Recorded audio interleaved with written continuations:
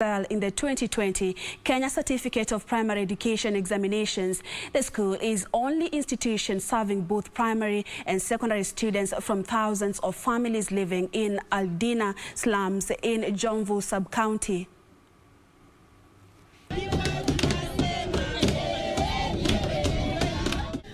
Tucked into the heart of the densely populated Aldina slums in Jomvu sub-county, Mombasa County, Lead School provides a ray of hope that illuminates the otherwise bleak future of the children in the informal sector. The school is only a beacon of hope in education, both primary and secondary, to about 20,000 families living in Aldina slums. Lead School outperformed itself in the just released 2020 KCPE exams, the results sending the neighboring informal settlements into a frenzy. According to school's managing director, Elizabeth Nafula, despite the COVID-19 challenges, the school had a mean score of 372 marks out of 68 candidates, an improvement from 2019. Kulikuwa na janga tangu mwaka jana, shule zikaweza kufungwa, lakini vijana hawa walikuwa na bidii sana na wakawa na tumaini, wakajua kwamba wataweza kukalia huu mtihani wa darasa la 8. Wanafunzi wa shule hii kwa kweli wamefanya vizuri sawa na miaka iliyopita ya nyuma. However, the number of candidates with 400 marks and above dropped from 15 in 2019 to 8 in 2020. What I can say that with all that, our kids tried to do their revision at home, and at this day I can say we have seen their results. They have done very well. 14-year-old Solomon Chimera was the best performing pupil at the school with 404 marks. During the school closure, it was not so easy that we were used to coming to school, but when the schools were locked, it was not an easy time. It was so rough that we had to just endure, and when we came back, we did so much so that we could cover the lost time. In Mikindani Ward, informal settlement are 2 primary schools which cater for the education needs of about 57,000 families. St. Irene's Nursery and Primary School, a Catholic Church-sponsored school, was able to produce 3 pupils with 400 marks and above, with the highest scoring 418 marks, while second and third pupils got 404 and 403 marks respectively. Amani Primary School, a government-owned public school adjacent to St. Irene's Nursery and Primary School, was able to produce students scoring more than 400 marks. According to the school's head teacher, Richard Nduva, the school's best 2 pupils scored 406 and 403 marks respectively. This year we had a very big number of 244 candidates, with the highest candidate being scoring 406 marks, the second one scoring 403.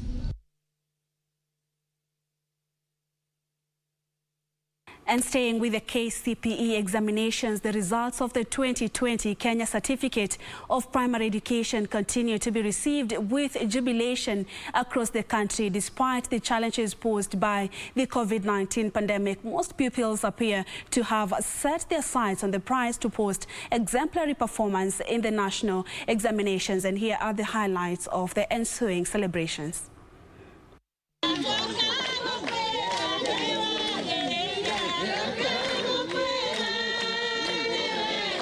My dream school was Kenya High School. I want to thank my parents juu wamefanya sacrifice kubwa sana nikwe kwenye niko sahi.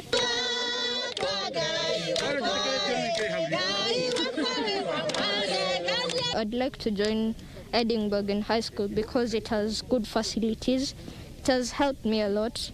I joined in class 7 and yeah, it's a good school.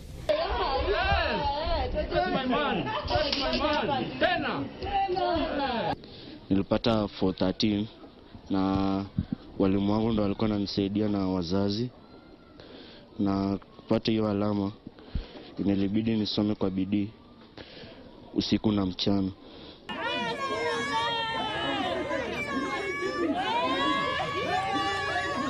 I managed to score 421 marks.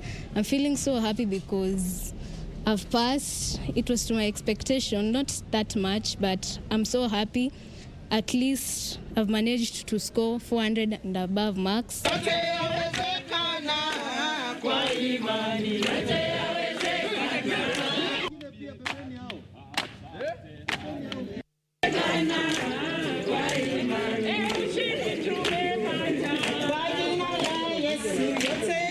I want to be a doctor in future, and I want to help those who are in need. Okay, study girls has been my aspiration since I was a kid, and I want to join it.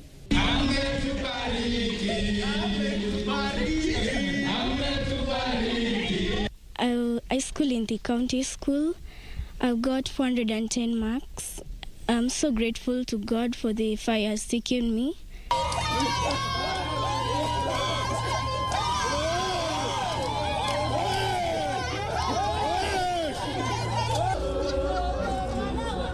want to thank this school for providing for me a conducive environment to read and to understand all that I'm reading.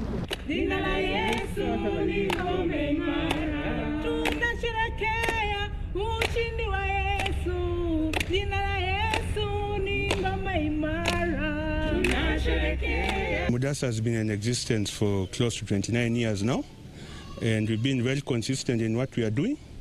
We've always performed well. There is nothing new really to learn from us. We stay focused, our students are disciplined, and the most important is that God has got to be in your favor. And the vetting exercise of candidates seeking to replace Justice David Maraga, who retired in January, began on Monday with Justice Said Juma Chitembwe facing the panel. And today it's Philip Murgo's turn. And let's now cross over to the Supreme Court buildings and listening to that interview session.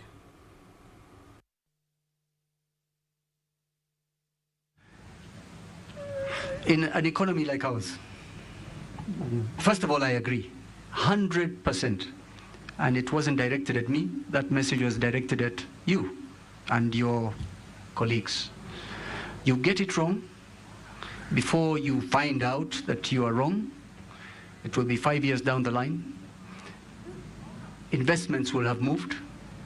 Amongst so many other things, you will never pick up again, because the whole region and the whole continent is now awake.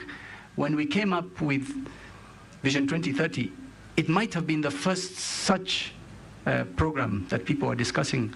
But within months, years, every country in the region is chasing the same investment, chasing the same targets. So the responsibility on the part of the JSE is think beyond the normal things. See the bigger picture, see where we would all like Kenya to be in 10 years. Yes, I want you to tell us, do you fit the description here on ease of doing business? And can you give us 3, 4, 5 attributes that you have that will be assured that when you come in here, ease of doing business in this country, in as far as judicial, work is concerned, will be different in terms of the economic growth? Business as a group, or investments as a category, have the greatest fears they have. Right, and that's former Director of Public Prosecutions, Philip Murgo, facing the panel and trying to convince them how he'll be able to handle most of the things as the president, if elected or chosen as the next president of the Supreme Court of Kenya. And of course, KBC will be bringing you live proceedings. And he has a lot of competitors, including the first one who was interviewed on Monday, Chitembwe, and of course we had Martha Koome and Professor again, Patricia is part of the candidates facing or trying to replace Chief Justice David Maraga, who retired in January this year. Let's take our first commercial break. Tell us where you tuned in from at Purity_Museo and at KBC Channel 1 News. Lunchtime News is the hashtag to use. We are live on Facebook and YouTube. We are back shortly with more news. Stay with us.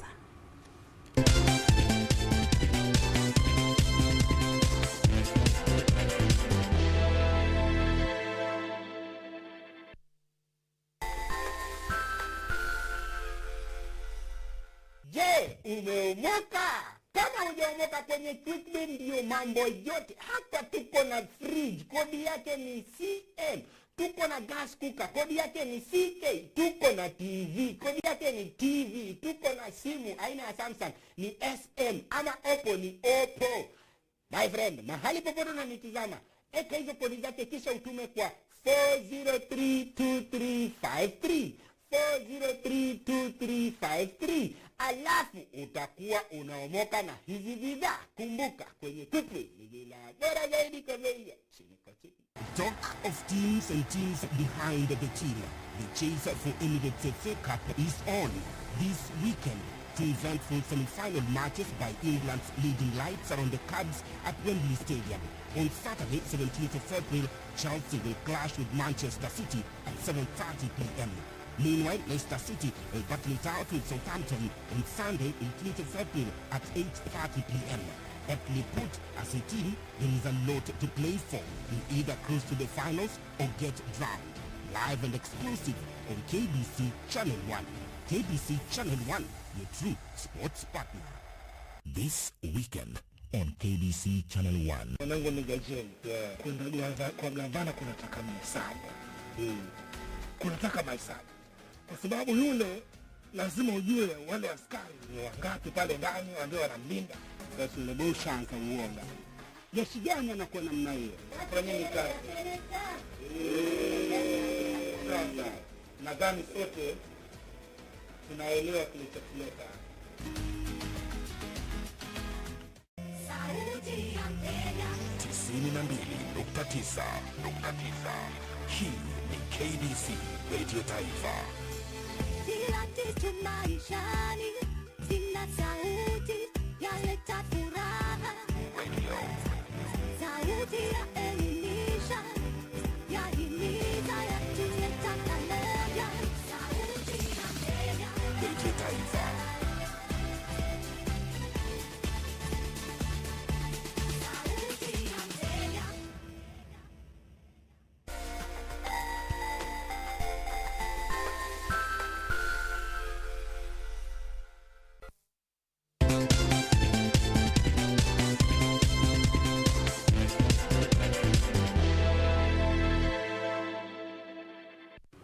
Thank you so much for staying with Lunchtime News. Lucy Mwaura is a sign language interpreter, and an activist has moved to court seeking an order to stop the ongoing interviews for the appointment of the Chief Justice. Member Ocharo, through his lawyers Dunstan, Omari and Shadrach Wambui, says that the candidates who have been interviewed so far admitted that they did not fill the wealth declaration form as required by law. Member Ocharo, an activist, has moved to court in a bid to stop the ongoing interviews for the search of new Chief Justice. Through his lawyers Dunstan, Omari and Shadrach Wambui, Ocharo has argued that vetting process has fallen way below the constitutional threshold. They added that the 5 candidates, Professor Patricia Mbote, Appellate Judge Martha Koome, Justice Saidi Chitembwe and Justice David Njagi Marete, have publicly admitted during their interviews that they did not fill wealth declaration forms as required by law. 5 of those who have been interviewed have admitted on national television that they never filed the forms, the wealth declaration forms for their spouses. So the question is, how did they qualify to be shortlisted for the interview? They have also questioned why the interviews are being chaired by Professor Olive Mugenda in open defiance and insubordination of the Constitution and the statutory dictate that demand JSC affairs should either be chaired by the Chief Justice or his deputy. Article 259(3)(b of the Constitution says anybody who is vested with the powers to act substantively in a position where the holder has died or the holder is no longer able to sit shall chair. So by law, under Article 259 7C 3B, only Justice, Deputy Chief Justice, the acting Chief Justice will concede. The file will be placed before a vacation judge, Justice Weldon Korir, for directions. And in other news, the Kenya Red Cross Society is warning of a looming humanitarian crisis in many parts of the country occasioned by floods and drought. Kenya Red Cross Society Secretary General Dr. Aisha Mohammed says there is need to put in place adequate mitigation measures to avert the looming crisis. Over 1.4 million people are facing food crisis according to a 2021 assessment by Kenya Food Security Steering Group. The ongoing rains have already caused flash floods in areas around Lake Victoria and Tana Delta, displacing hundreds of families.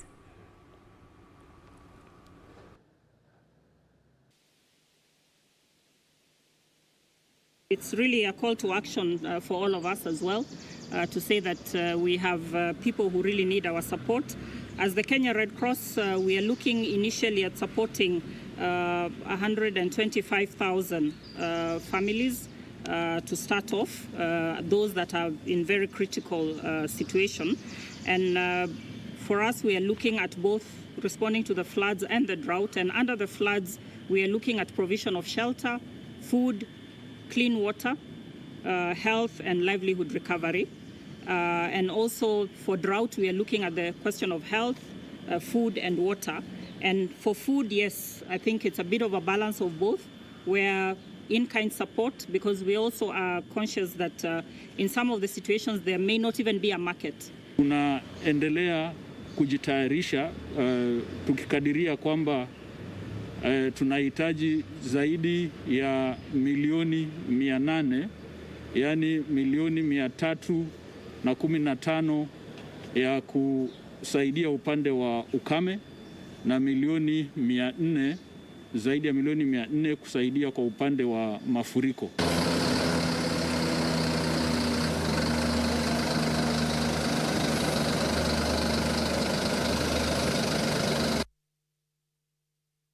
And a section of leaders drawn from the Nyanza region has rallied residents of Kiambaa constituency behind the Building Bridges initiative. The leaders have implored on the locals to back the initiative in honor of their late MP Paul KOINANGE.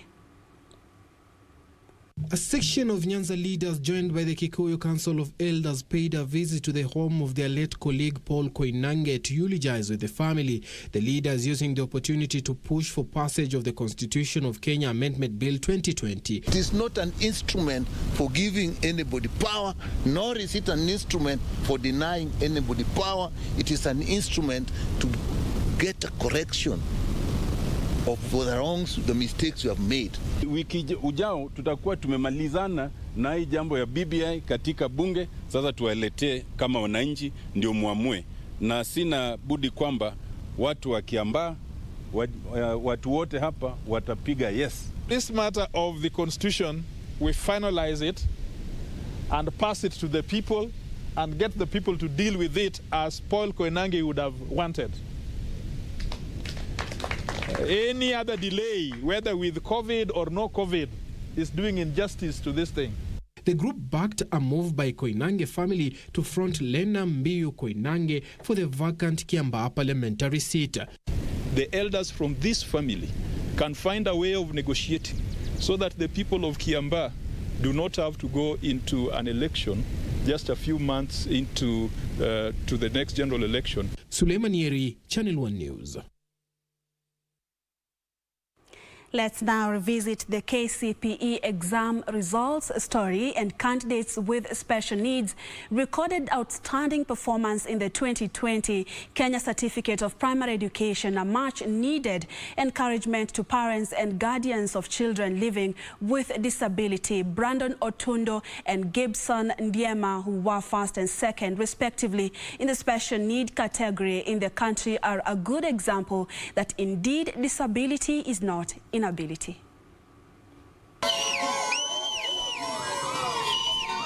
When Education CS Professor George Magoha announced the 2020 Kenya Certificate of Primary Education results on Thursday afternoon, Brandon Otundo, who hails from Kisii County, was calmly following the proceedings on television.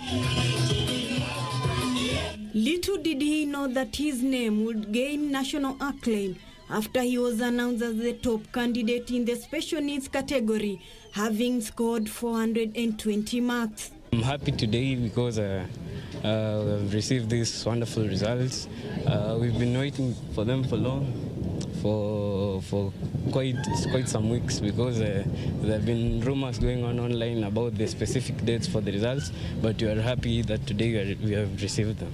An elated Otundo, who has a challenge of short-sightedness, attributed his performance to encouragement from his parents and teachers. My mom used to encourage me to study, and my brother, who is also in Form 4, so we used to have those study timetables and whatever, so it kept encouraging me to study, because I thought maybe the corona might get low and then we might go back to school. Gladys Mora, Otundo's mother, said her son was optimistic of good results but did not imagine he would be the best. Like Otundo, you don't need to tell him to read.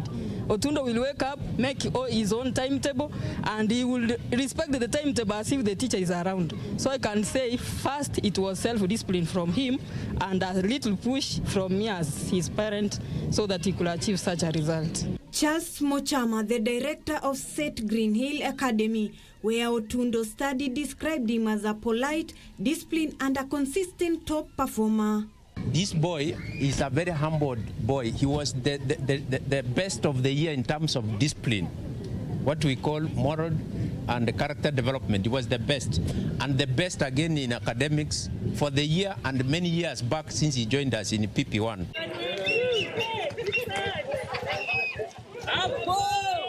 In Bungoma County, we meet the second best candidate in the special needs category. Gibson Ndiema, who was at Nalondo CBM, a special school, scored 411 marks in the 2020 Kenya Certificate of Primary Education examinations. Sasa usiseme siwezi, sema naweza. Napenda sana kufunza. Sasa niko nataka kuwa mwalimu, hata nipite nikuwe lecturer. His mother Evelyn could not hide her joy as she encouraged parents who have children with special needs to take them to school. Hata kama una fees, hata kama uko na changamoto, mimi wakati nilipopokelewa hapa, nikawa naleta hata na kabe, naleta na sukuma, na mtoto aliendelea. The school head teacher Agri Alirio said Ndiema had put the institution on the national map by his outstanding performance. That boy deserves our hand, and we promise to support him because he has motivated the teachers, he has motivated even those who was behind him, and everybody. We are now steered even to greater heights. Ruth Wamboi for Channel 1 News. In other news, healthcare service delivery in Kisumu County has received a major boost following the donation of 3 vehicles to the county by Johns Hopkins Program for International Education in Gynecology and Obstetrics, a local non-government organization funded by United States Agency for International Development. Kisumu County Governor Professor Anyang' Nyong'o, while receiving the donation, lauded the support that USAID has offered to the region in strengthening its health sector. He said the donation of 3 Toyota Land Cruisers will go a long way in improving delivery of healthcare services in the county. Reproductive health, maternal health, neonatal health, child and adolescent health in Kisumu County. This has been done through a number of programs which included Afya Lisi, which started in 2017. Some of the highlights of the support has been the renovation of our health facilities, which include Sondu and Sigoti dispensaries in Nyakach sub-county, Simba Opepu dispensary in Kisumu East, Chulaimbo sub-county hospital in Kisumu West, and Ahero sub-county hospital in Nyando.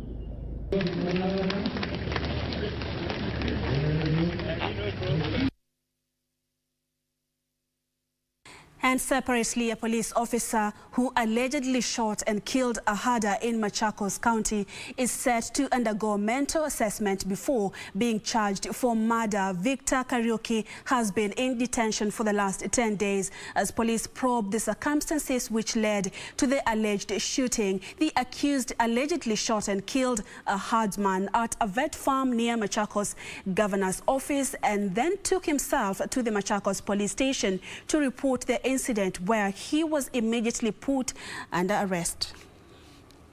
Where I find that it is unnecessary to delay the matter any longer.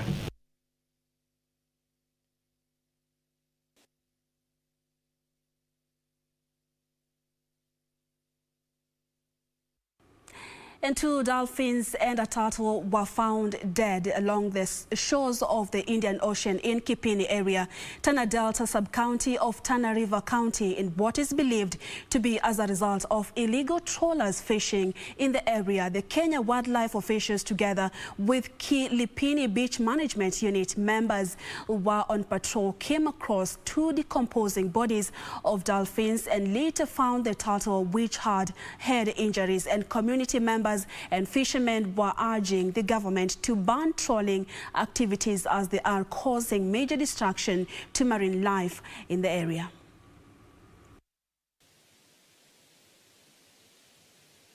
Awadh Mbarak Hassan, a member of Kipini Beach Management Unit and environmentalist, said they found the dolphins at an area called Shekiko but could not carry them because they had completely decomposed and covered by sand along the shores of the Indian Ocean.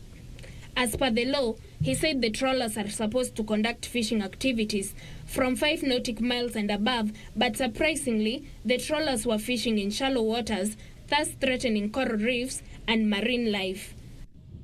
Kuna madhara makubwa sana ikiwa serikali haitachukua hatua. Hivi sasa tumeteta miaka mingi. Twashukuru vile KWS kuwa hapa na tukuona jambo hili kutusaidia, kwa sababu jambo hili linaonekana wazi. Sasa tukuanza leo kulalamika sisi wakazi wa Kipini. Kwa muda wa miaka 20 iliyopita bado sisi tunaendelea kudorora na uvuvi kwa sababu ya uharibifu wa meli. Mbali na kuumiza rasilimali zetu, viumbe ambavyo viko hatari ya kuangamia pia vinaumia kama namna hii.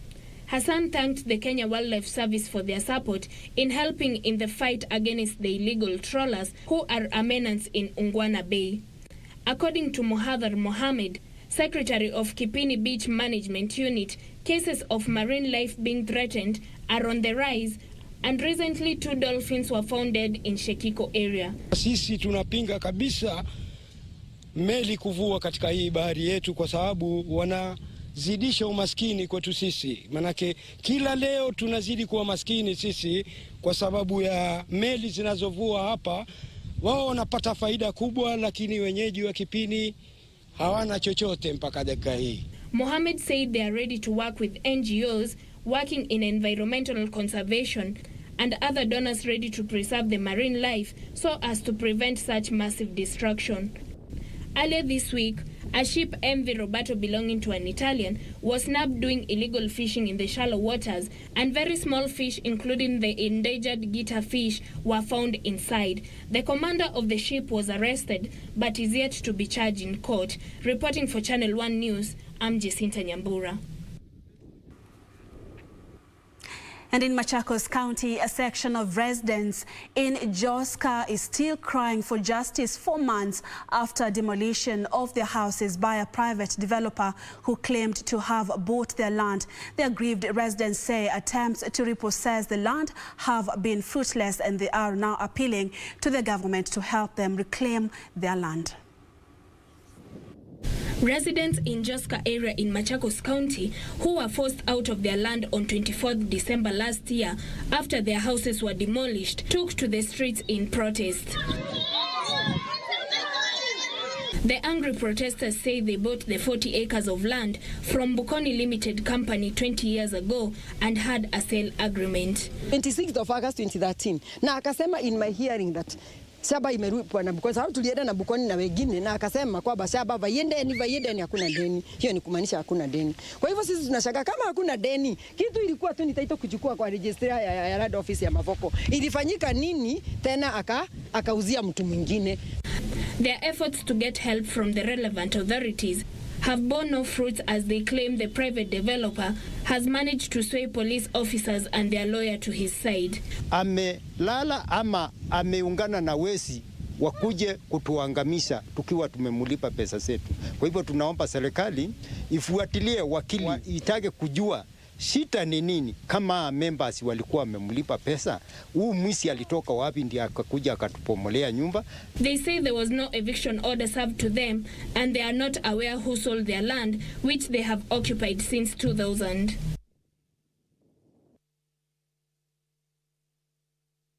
Owners in Kiambu County are appealing to the national and county governments to assist their staff with relief food after the closure of their premises following the third wave of COVID-19 disease. And Kiambu County Bar Owners Association Chairperson Joseph Kariuki further urged the national government to negotiate with financial institutions to waive loan interest and extend the loan repayment period, as many workers in the service industry have no other source of income. At the same time, David Kariuki, the association's secretary, called on the government to consider bar owners and staff as frontliners workers and include them in the priority group for the COVID-19 vaccination program.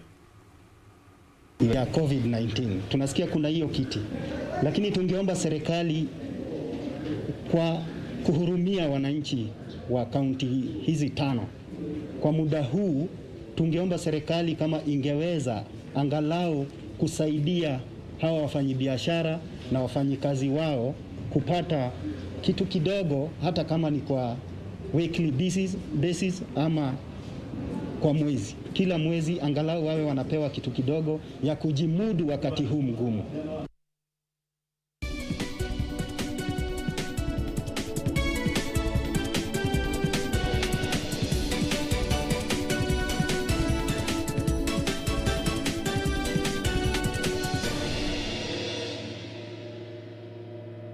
Let's now have a look at some business. And 100 million shillings milk cooler has been commissioned in Dunduri, Nakuru County, promising to improve the quality of milk and reduce post-harvest losses of the produce. Area leaders say with completion of the cooling plant, dairy farmers will have a centralized place to store the milk.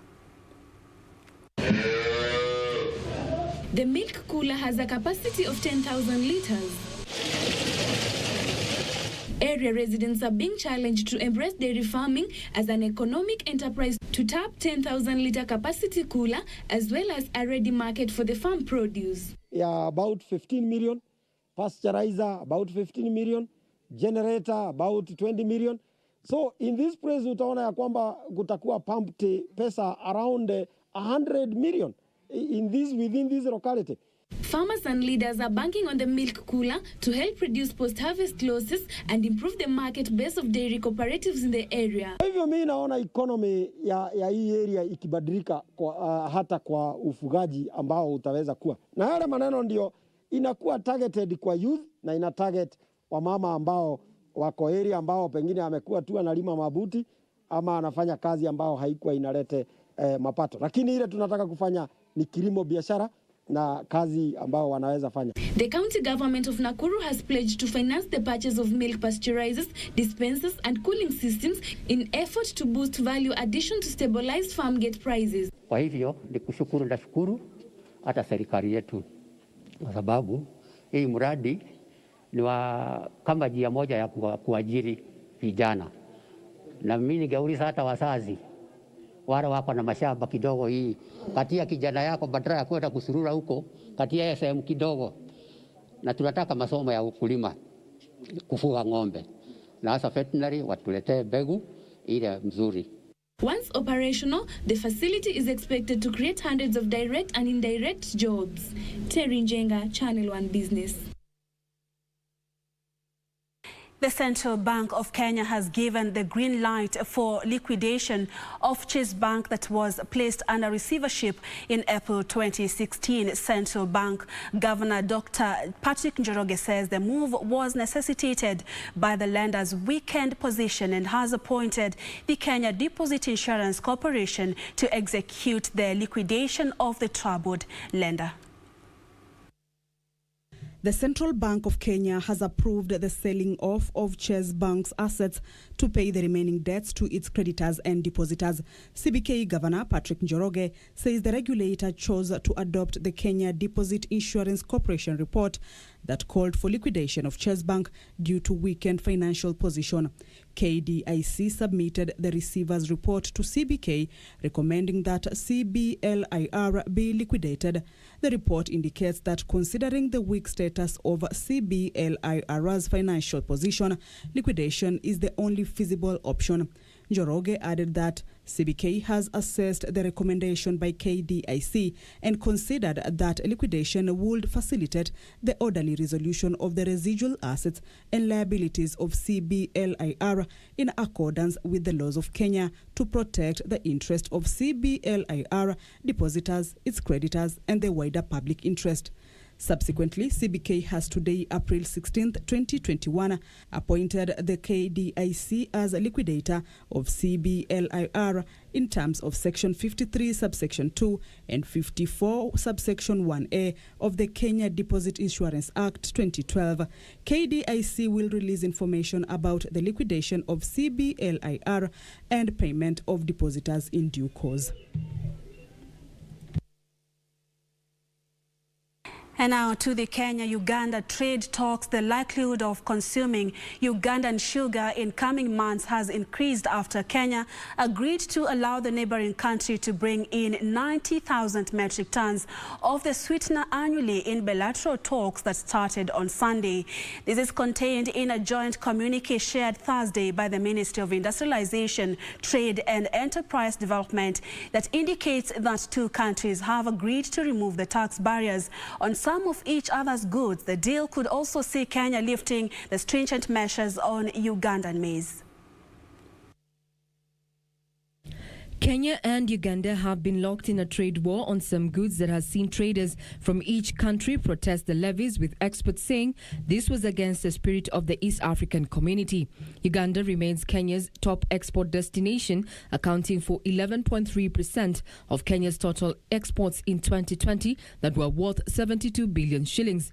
To foster cordial trade relations, a Kenyan delegation led by Industrialization, Trade and Enterprise Development CS Betty Minor arrived in Kampala on Sunday on a 7-day visit aimed at improving bilateral relations.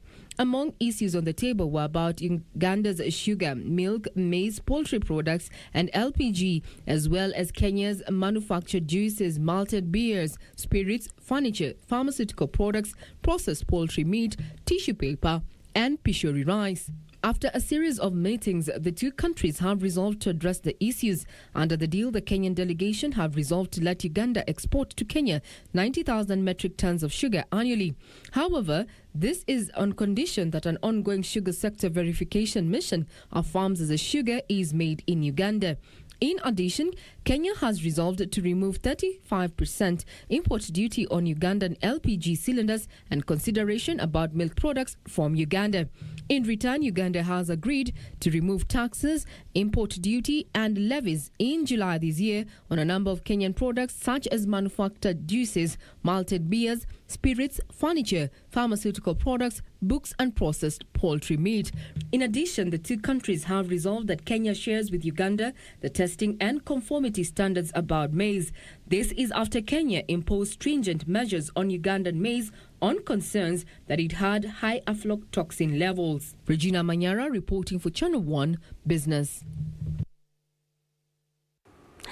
The U.S. retail sales rose by the most in 10 months in March as Americans received additional pandemic relief checks from the government and increased COVID-19 vaccinations boosted expectations for robust growth. The economic prospects was underscored by other data showing first-time claims for unemployment benefits reduced last week to the lowest level since March 2020. Here are the details of this and other stories from across the borders.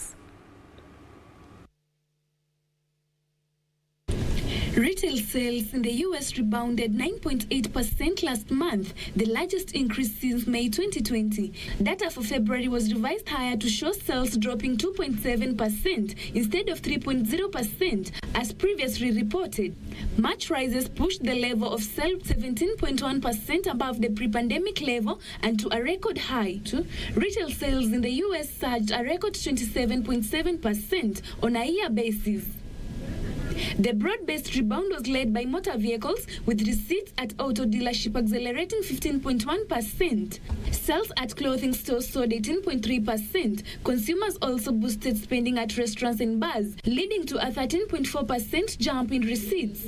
Meanwhile, China economy grew a record 18.3% in the first quarter of 2021 compared to the same quarter last year. This is the biggest jump in gross domestic product since China started keeping quarterly records in 1992.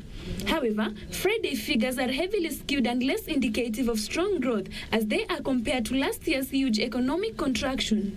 In the first quarter of 2020, China's economy shrank 6.8% due to the nationwide lockdown at the peak of COVID-19 outbreak. The figures from China's Statistics Department also point to a continuing rebound, but are also unusually strong because they are compared against extremely weak numbers from last year. Finally, Turkey's central bank banned the use of cryptocurrencies and crypto assets to purchase goods and services, citing irreparable possible damages and significant risks in such transactions. A growing boom in Turkey's crypto market had gained pace recently, with investors hoping to both gain from Bitcoin rallies and shelter against inflation. Turkey's annual inflation climbed above 16% in March. The ban on use of cryptocurrencies and other such digital assets based on distributed ledger technology takes effect end of this month. This saw Bitcoin falling 2.59% to $61,757 by mid-morning. Terry Njenga, Channel 1 Business.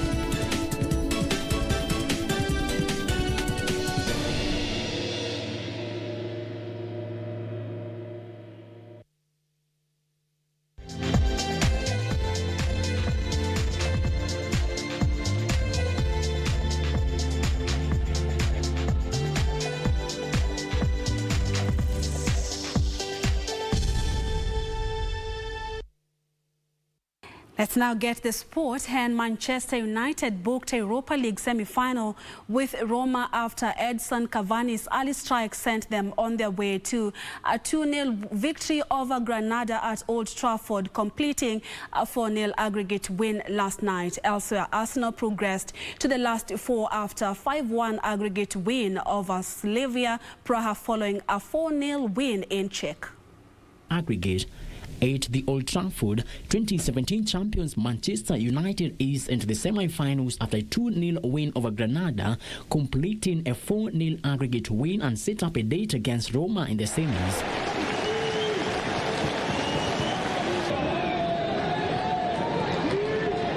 Telles, aimed towards Mata, and it's come off Vallejo and got it. Well, that is a sad and frustrating end as far as the Spaniards are concerned. The Italian side knocked out Ajax after a 3-1 aggregate win. The first leg of the semi-finals are scheduled for the end of this month, while the returning a week. Ajax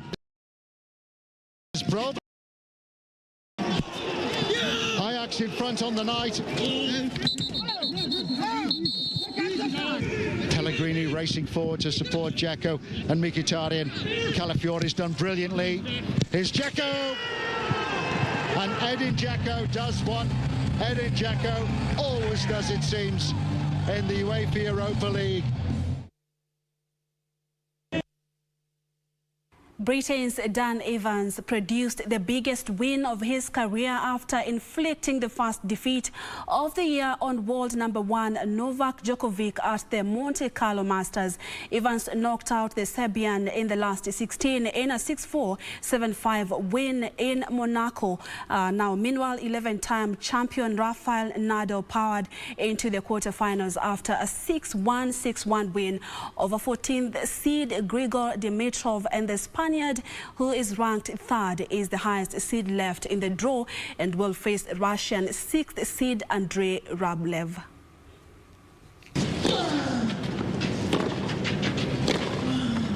There we go.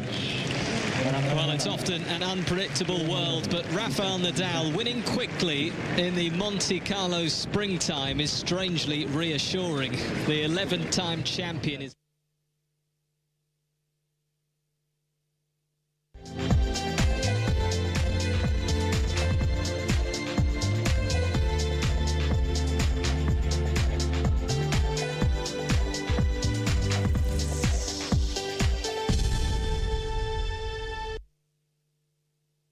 And that's the latest at this hour. Thank you so much for keeping us company, for choosing Channel 1 for your latest news updates this Friday afternoon, including Calvin Socheng. You're saying you're tuned into Lunchtime News. Thank you so much. Good afternoon to you, and thank you for tuning in at Dare to Dream. That's what you're calling yourself on Twitter. And Benjamin Jukong, you're saying you are also tuned in to Lunchtime News. Thank you once again. I'm Purity Museo. Lucy Moura has been our sign language interpreter this afternoon. I'll see you again at 9, God willing. Do stay safe and God bless.